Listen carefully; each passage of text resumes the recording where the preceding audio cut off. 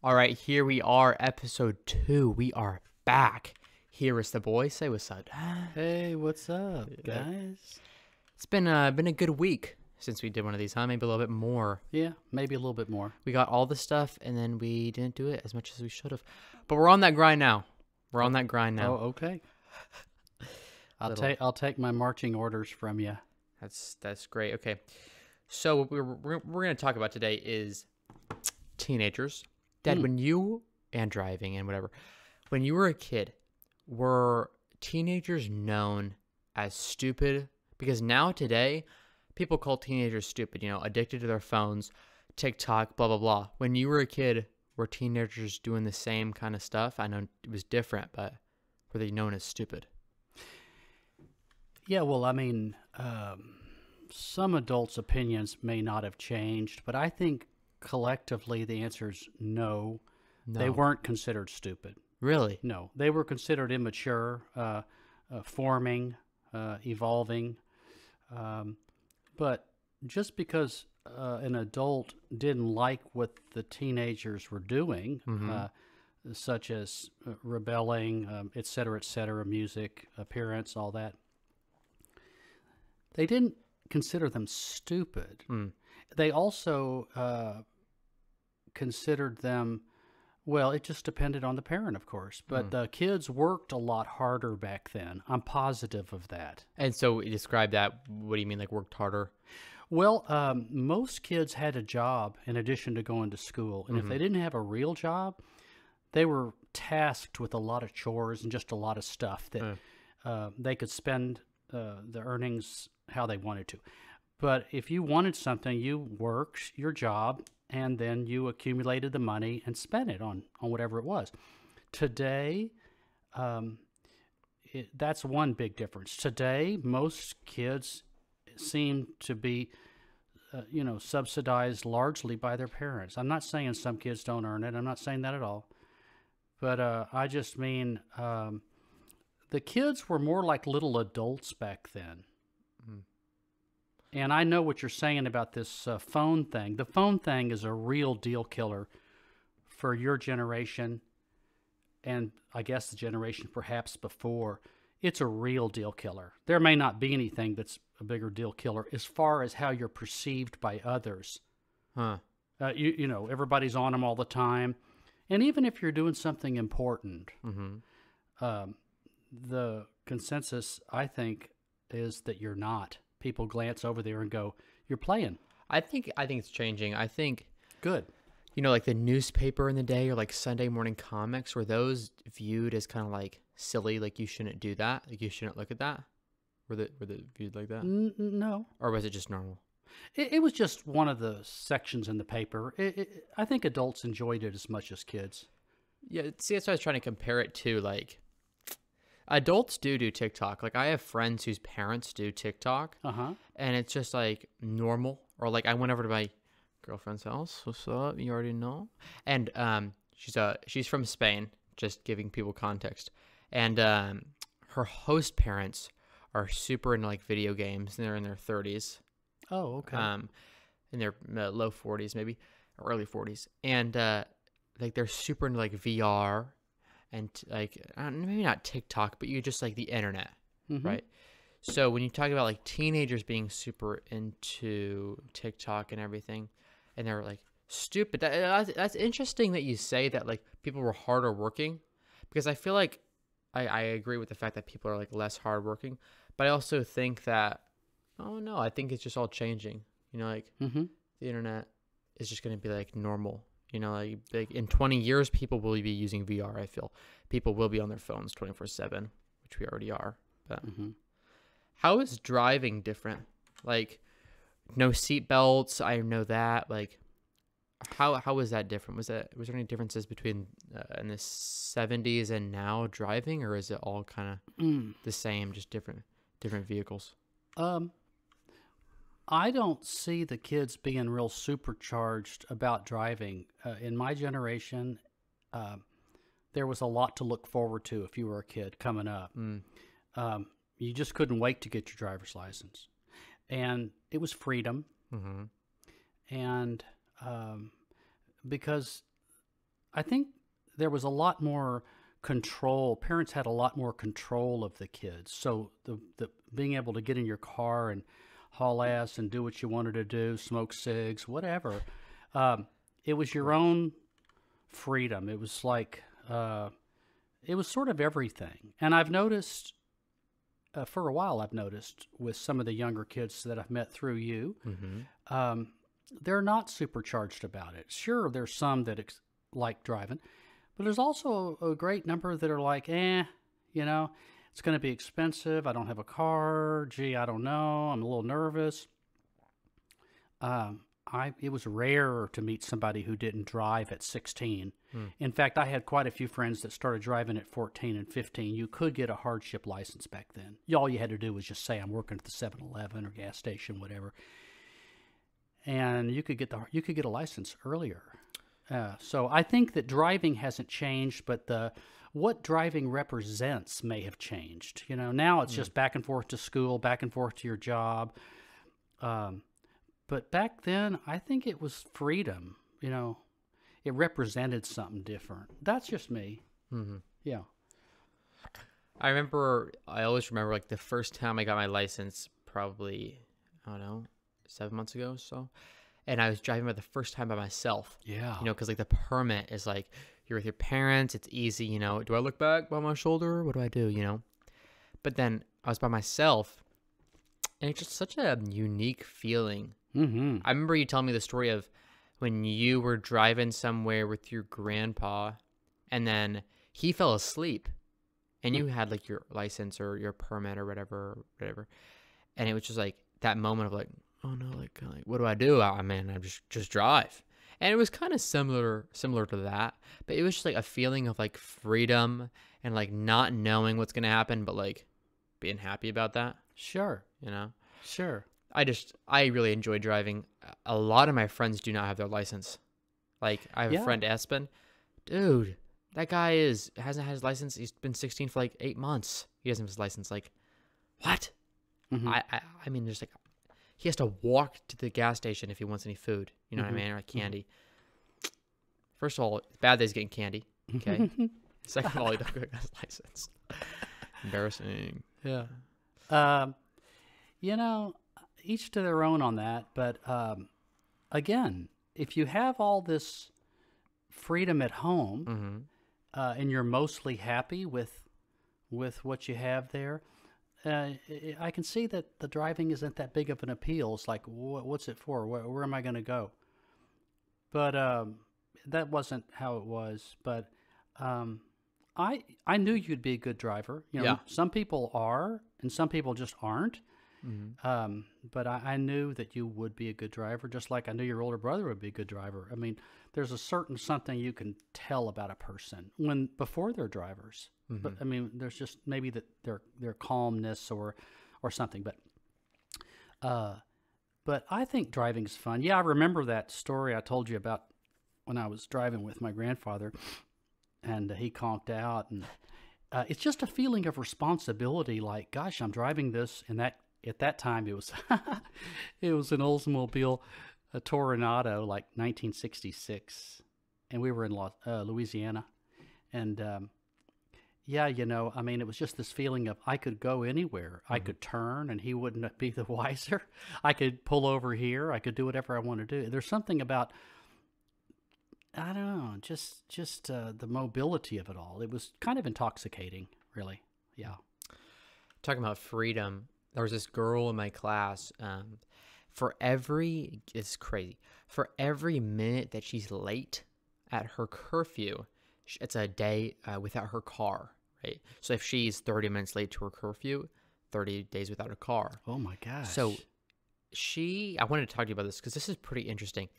She grew up like going all homeschooled, and if she wore jeans that like showed like a part of like her like knees or something, and her ankles, like I know that she said the length of them, like if they were like short, she like wasn't allowed to go outside. Like Colts are a thing in my like generation, I guess, that like no one dealt with. Like we know what it is, but none of us were like in one or surrounded by one, except kind of this girl's a little Oh, well, you know what I mean? But when you were young, were there any people who like involved with that, or was that just the same how it is now? You mean with cults? Yes. Like, were cults common at all for people? No, No, they were not common at all. they were not. No. We might read about them Uh-huh. in some class, Mm-hmm. but I can't honestly Kind of a say. bummer. I mean, things that I kind of consider cultish now, back then were just religions. Such as. I don't know. I mean, we always knew certain religions had a cultish kind of quality, Mhm. you know, and you know, other than that, I can't really, you know, not necessarily just one, but anything that was too intense, where the religion was dictating how you lived your life, not just how you dressed and all that, but you know, Baptists I consider sort of a cult, and yet I know it's not a cult; it's just a religion. I get that. You know, Mormons, you know, that's a lot more of a cult, I think, but still, they would say no, it's just a religion. Okay, so except for those things and Jehovah's Witness, I think most people consider that a cult, and yet they may not. But to me, they're all cults. It's just some are more destructive than others. The ones that get a lot of notoriety are the ones where people, you know, kill themselves and go off in the jungle and drink Kool-Aid and all this kind of stuff. Or like when I used to work up and down I-35 in Texas, I came through Waco the day they were breaking into that, you know, that whole compound thing. But I think of that as a cult for sure, you know. But no, I think cults seem more prevalent now, or at least we use the word more. Because they are interesting. Like, they're kind of like a little scary, a little mysterious. Sure. Like, Yeah. of course, there's appeal, not to joining one, but like, just if you're interested in that, it's kind of a cool story to read about. Because I know on Snapchat, there's always this one story. It's like a set of stories that like you watch, and it's like stories, like actual stories. And it was a story about this girl who was in a cult, like, and she just got out of it like a few months ago. And she didn't like really know the internet existed. She like didn't know about like a lot of stuff that we know about. Sure. And it was like, how can someone not watch that? You know, like, because that is so interesting. Like, if I didn't know the internet existed, you know? Yeah, no, that's always a creepy story about where someone's basically restrained or blocked off, you know, kept away from knowledge. That whole story, it goes back a long way, not just, you know, creeps that, you know, hide somebody away, but that whole notion of isolation, and then what kind of person would you turn out to be? You know, say I always find the stories kind of fascinating when they, you know, usually it's some tribe on some island that's been unaware of technology. You know, I find that, and I think most people find that pretty interesting. You know, how would I be? I mean, besides saying, well, you'd be alive. I mean, but what would it be happier? I don't know, but that's kind of an interesting story in itself. I always you know, it always gets my attention when I read about that kind of stuff.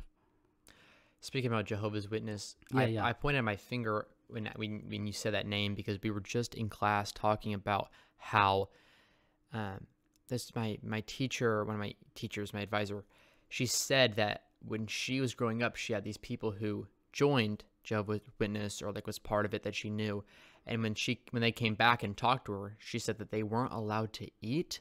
Like, the people that went, this guy, and he went with some other guy, they weren't allowed to eat. The only thing that they were allowed to eat was if the people whose house that they were going to took them in and fed them. So he said to her that he'd go days without eating until someone who knew that happened took them in and fed them, because he couldn't say, oh, I haven't eaten, you need to feed me. And he wouldn't get fed by the people that he was with, you know. But I don't think that goes for every Jehovah's Witness, because I have never heard that, and I feel like I would have if that was the case. But with this guy, I was like, damn, that's kind of cultish. Well, that is somewhat, I don't want to say admirable, but that gives credence or street cred to that Jehovah's Witness. I mean, if you're willing to do that, you're really in. You know, you've really not only Belief is bought into tough. it, Yeah. but you're really invested in this thing. You know, you're not taking it just for granted, or not. You're not taking it lightly. You're really in it. So, I still think it's crazy. You know. But, Oh yeah. You know, whatever crazy means anymore. What were PE classes like in your school? Because we were also in that same class talking about a lot of old shit, and we saw this picture of a old yearbook from my school, and it was these guys. We had random like a what are those pull-up bars called? Like a kind of like Chin-up bars. Yeah, but you swing across it. Oh, Jungle gym kind of whatever. Yeah. And it just looked like they were cruising, like muscles out. All of the guys were just skinny as hell, like fit. Yes. And like now I look at my people to the left and right of me in my classes, I'm like, bro, these kids could not even go 2 of these little rows. You know, I couldn't probably, nah, I could go the whole thing. But like, yeah, you're fit. You're fit. I don't see people being as strong or as anything. So what were PE classes for you in the 60s, right? But what was that like? Well, it was pretty brutal. I mean, first of all, it was kind of fun because it wasn't school. It was kickball and doing stuff.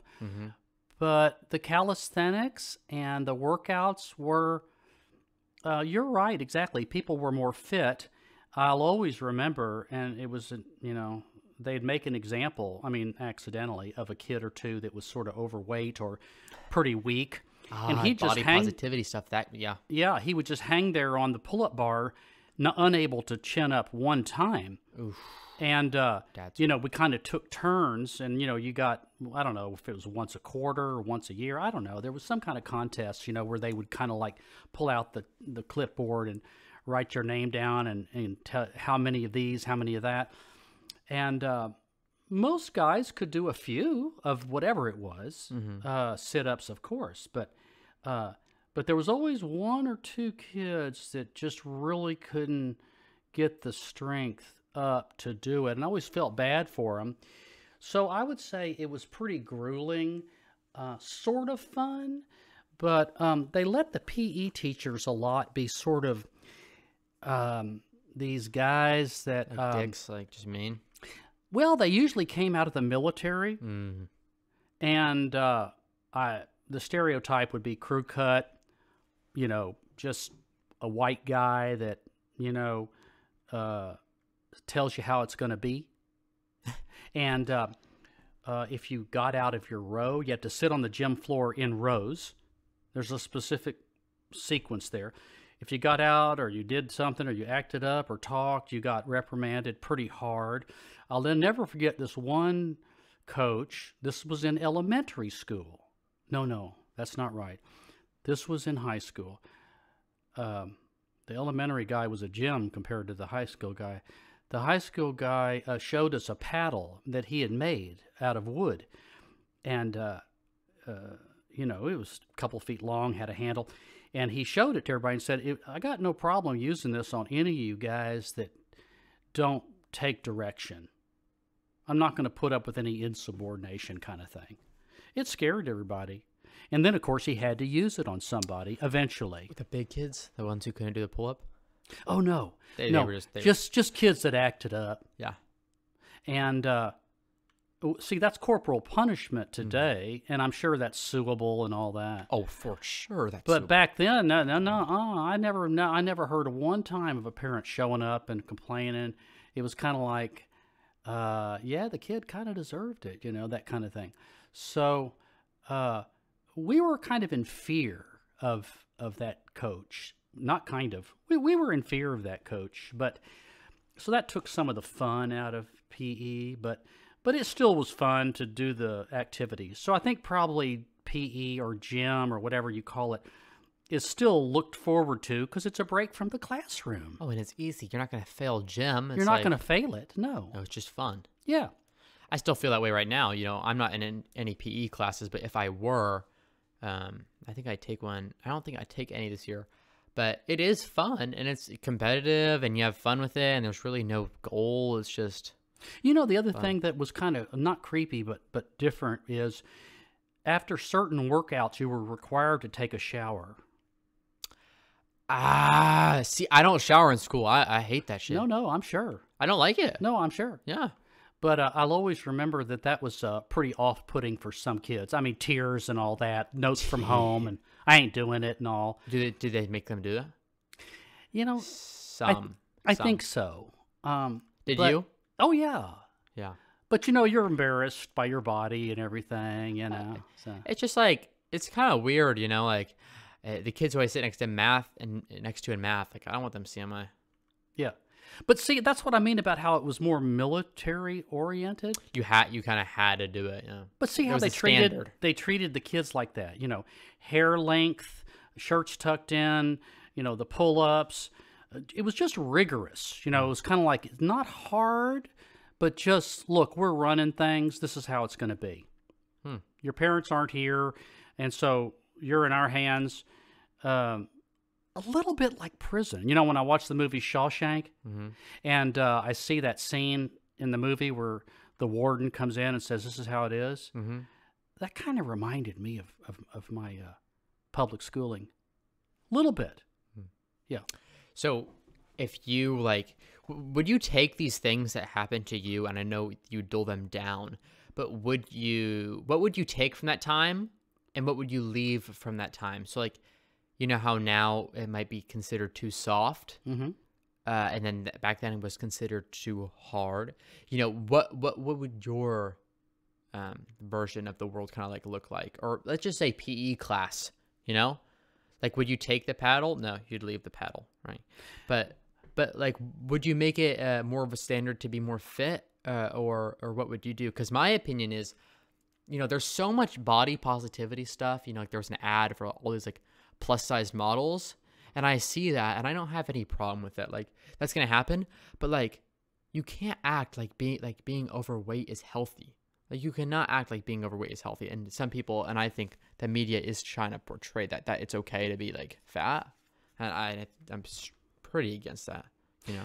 Well, I mean, it wasn't perfect, but I think there were some good things about those days. But it's not the kids' fault necessarily, then or now. Yeah, I agree. I really think it's in the parents or the household the kids raised in. I think that's where this kind of stuff rests, this responsibility for a kid's health, a kid's appearance, all of it. I don't mean, you know, that every parent, you know, needs to run the whole show all the time. I don't mean that at all, but I think there was something to it. Like, I mean, you had meals, you didn't have a lot of snacks, and then we didn't have the fast food guys have, see? I can remember the very first Burger King I ever saw. I mean, it just wasn't a ubiquitous thing. Plus the money, you know, the money wasn't that available, so it wasn't like you went and spent $7 on a hamburger and a malt or something. It was kind of like, okay, this is Friday night. It's a date. It's after the high school football game. I'm going to part with this money. It was kind of, we were kind of stingy on that stuff. So now, if I had available to me then what's available to you guys now, I probably would have abused it. Yeah. But whether that's the phones or whether that's food, all that stuff. But I think the good thing about when I came through was everybody kind of took life a little more seriously, and the parents took parenting more seriously. I know there's good parents taking it seriously today, and hell, I'm one of them. But your mom and I and other parents I've met have pretty much this in common, and that is there's a whole bunch of parents that don't take it seriously. They just procreate, and then they dump the kids out on society, and you know the kids going to have to sort of fend for themselves. And that's sad. That's very sad. That's a big problem in our society. I won't go into all that. That's depressing. But back then, like I say, when I was coming up, it was kind of rare to see a kid on his own. You know, there was some parent at home, you know, caring one way or another. And they weren't all great parents, of course. No, of course not, But there was a lot more fitness, I'll say that. But there was also the downside, some untreated mental health stuff. Oh, for sure. Back then, it was just like, hey, get out of it, get over it. It's like, okay. Be a man. Be a man. Don't cry. Certainly. Yeah. In health, we're talking about mental health and like drug use and stuff, and it is totally more open to your feelings, blah blah blah blah blah blah. But I also think that sometimes starts feelings that are not real. Do you get what I mean? Like being open to being that depression is everywhere. So like the percent of people on these antidepressants are pretty high. Sure. Like I've known probably 10 kids who are throughout my life who are on these medicines. And like, do I think that they really need it? That's not my place to say, but I feel like at the same time, some of stuff, because it's everywhere and depression is like such a common term used, I feel like that can put it into kids' heads that normally wouldn't have thought that. And I'm not saying every single one is that way. I feel a lot of those are justified. That's not my right to say that. But at the same time, it's like if depression wasn't as talked about, or anxiety or being anxious, I don't feel like people would be as anxious. I mean, I'm totally going to buy into that. And I'm sure we'll get pushback from others who might listen to this and go, you're out of your fucking mind. The drugs really help. No, and I'm sure I bet they do. But I'll tell you what, in my day, the answer would have been, work harder, stop thinking about yourself, go do some work for the next door neighbor, go rake this guy's yard, get up earlier, try harder, et cetera, get out of it. Go run, go do something. And so you weren't... It's not easy. That's hard. No, but that's you very weren't hard really... to do. But had we had a doctor that would prescribe something that would take the edge off and make you feel a little better, of course we would have used it. Mm-hmm. But it wasn't available. Mm-hmm. Yeah. You either just gutted it out and did the best you could, and a lot of times you're miserable. But to be fair, sometimes these other methods did help you. Going to work harder at something, taking your mind off of it, et cetera, et cetera. I'm not saying that doesn't help.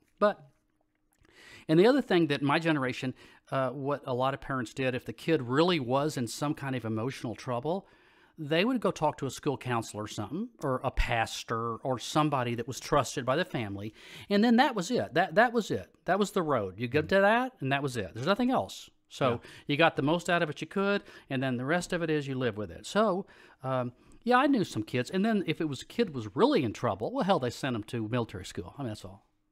And then what would be the outcome of that situation when they got sent to military school?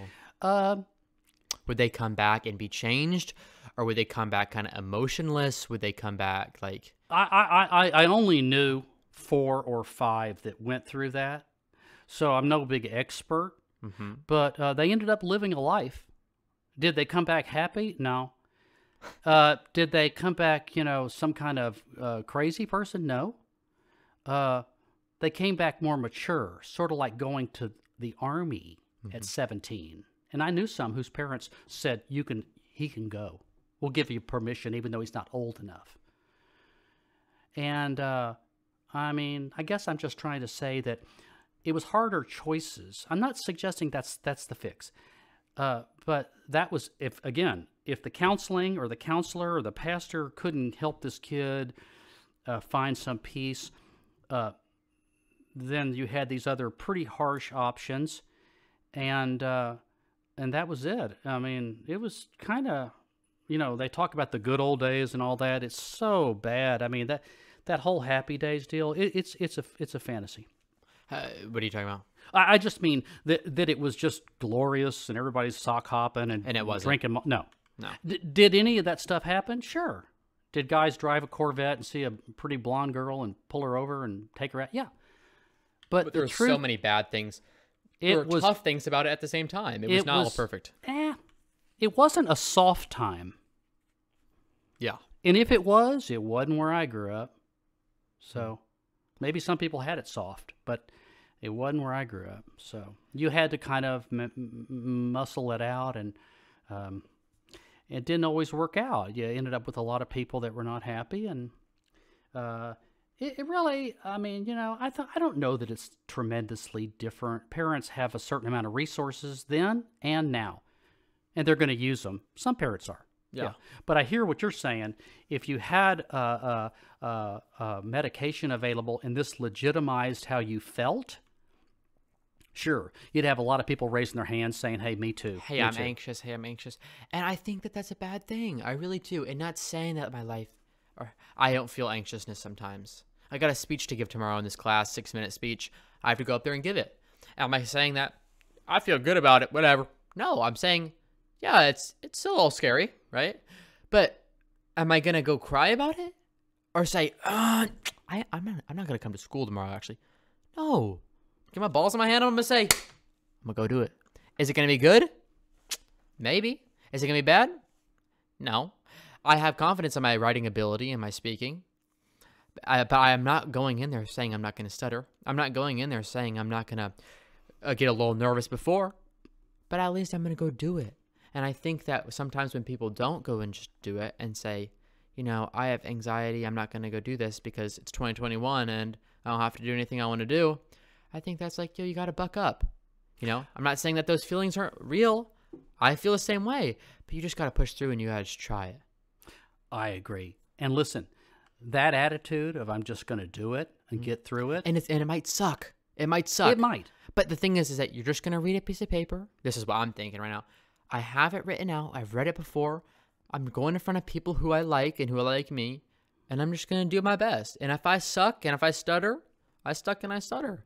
But I don't believe that I'm going to do that. And even if I do, I'm going to be okay with the outcome because I'm up there. I'm going to try hard. That's it.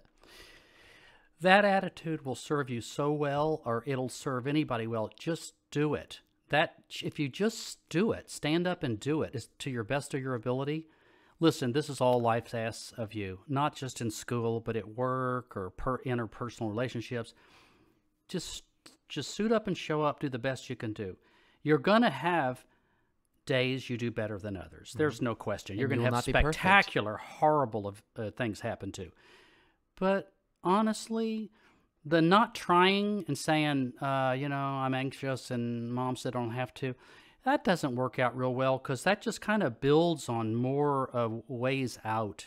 It gives you a cop-out, and believe me, you'll use it again. Yeah, you will. But there are times that it's okay. You can get out of something. It makes sense. You know, you're sick, whatever. I don't know. But I think if you just suit up and show up and try,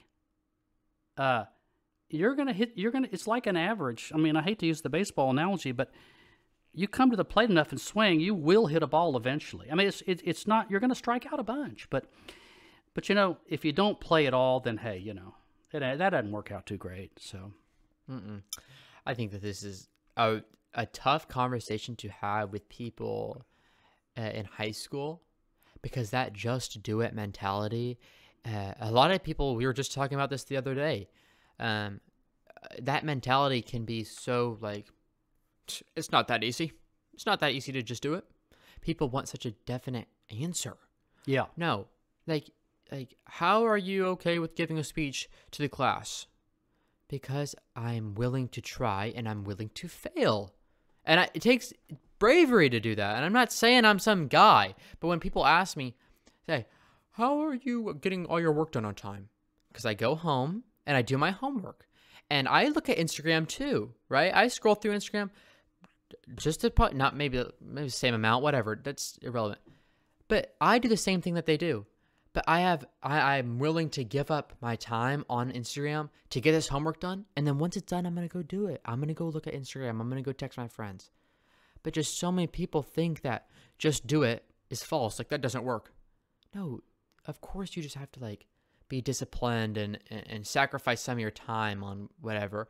But it's like, it is just that easy. It is just that easy to do. Well, that. It is, and that's not the answer they're looking for. The people you're referring to, they want a playbook. They want you to explain how A plus B equals C or whatever. How did you do it? Oh, I set aside 1 hour when I get home. I have a sandwich and I work on it between 6 and 7. They want a specific plan of attack. And if you just say, hey, I just do it, I mean, it's not that complicated. I just do it.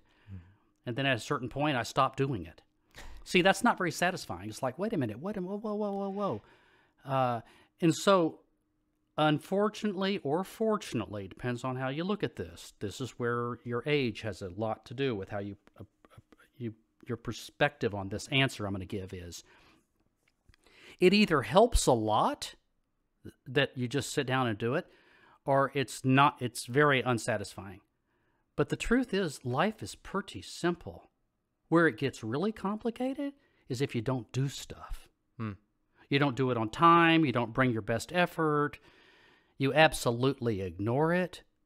You can get by with some of that. We all do. We want the easier, softer way, and sometimes we just going to cut a corner.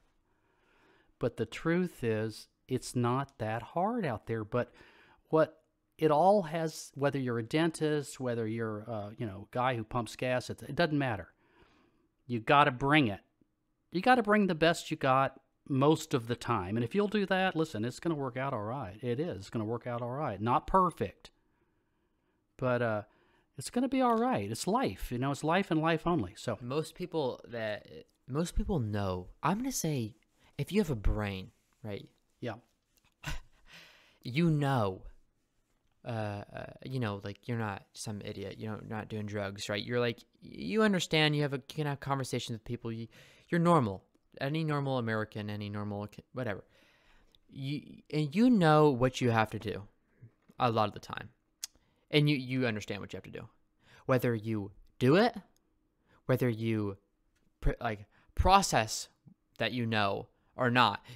So what I'm trying to say is that when people don't do their homework. Right, this is going back to this example. When they get home, they know that they have homework, and they know that they should do it, but they ask themselves, "Oh, I can't motivate myself to do it." That's a flaw. It is not about motivation. It is simply about knowing that you have to do something, and sacrificing this, and saying, "Oh, I have to go make my family dinner. Go do that. I have to go." Do something for my brother. Go tend to your responsibility. I have to go feed the horses. Boom. But you still know you have that homework to do, right? Go do the homework. You don't need to motivate yourself to do it. You just need to go do it. Motivation is very true. You do need motivation for stuff. But when I do my homework, I'm not thinking about how do I master motivation. No, that's not it. Yeah. That's not it. Yeah. Because I've tried to do it that way. Read books, blah, blah, blah, mindset. That's a flaw. You cannot motivate yourself. You just simply have to do it. And again, that answer, people hate that answer. But after you do it and do it and do it and do it and put down your phone and say, hold on, mom, hold on, friends. I have to go do this because I care about this. And you go do that, you get better at it. Well, and again, you're not going to be perfect. But you're going to be doing. And that's what I'm kind of, this is a conversation that I can get kind of a little worked up over.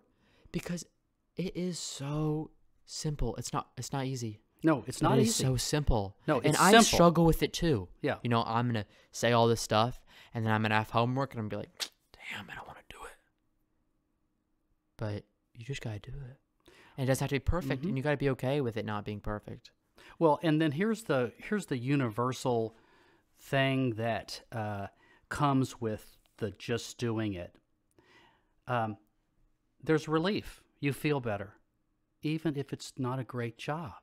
Like, taxes is not a fun thing for most people, whether you make money or don't make money.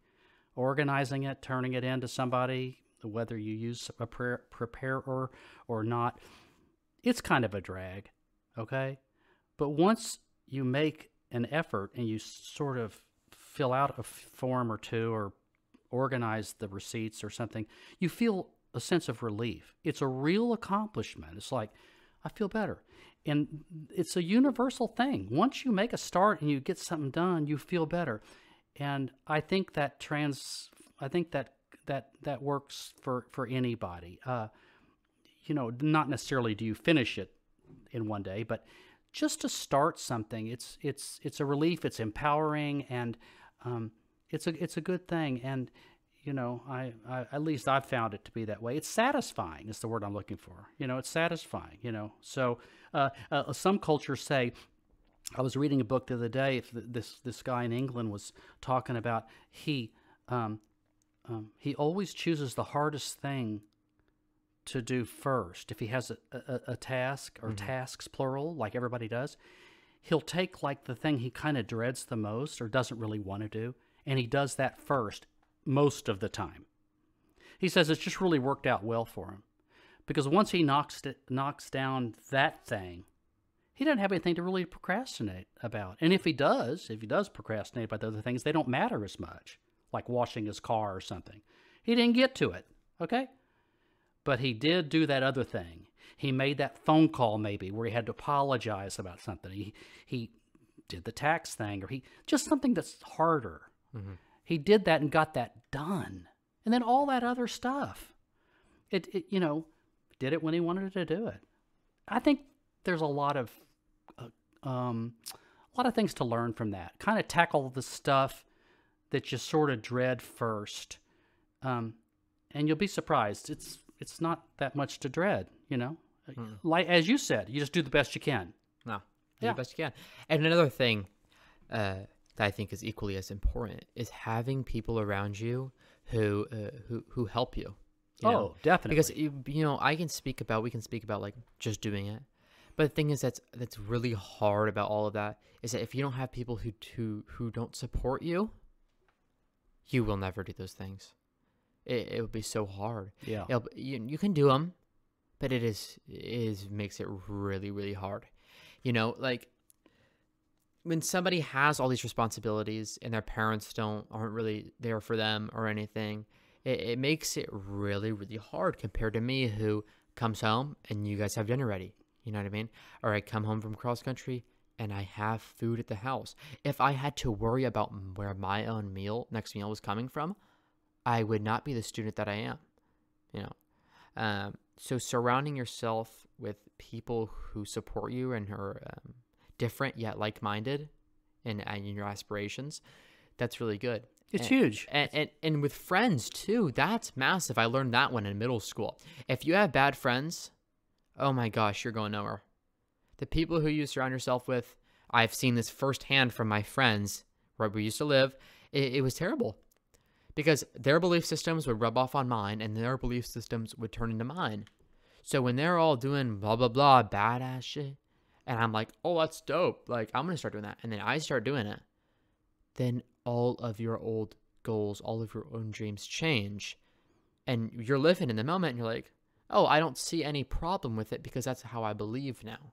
So I know it is as easy as just doing it, but you have to have some kind of plan. You have to think it out, and you got to surround yourself with those positive people who want the best for you as well. Absolutely. I think that's very wise of you at your ripe old age of 16 to get that, because we need all the friends we can get, and we really need support. You're right, exactly. Mm-hmm. Knowing that there's somebody else there that's paying attention is sometimes all the support we need.